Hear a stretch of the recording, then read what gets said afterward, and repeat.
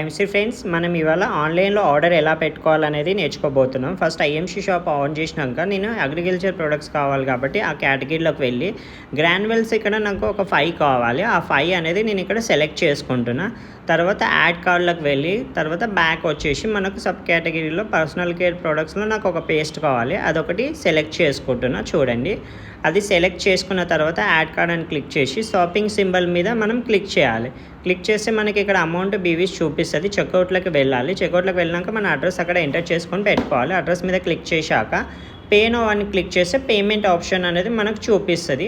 అక్కడ యూపీఐ పేమెంట్లోకి వెళ్ళిన తర్వాత మనము ఫోన్పేది కాపీ చేసుకోవాలి. యూపీఐ ఐడి క్లిక్ చేసుకుంటే చాలు. మనకు మేక్ పేమెంట్ అని క్లిక్ చేస్తే మనకు పేమెంట్ ఆప్షన్ పాపప్ వస్తుంది మన ఫోన్పేలో.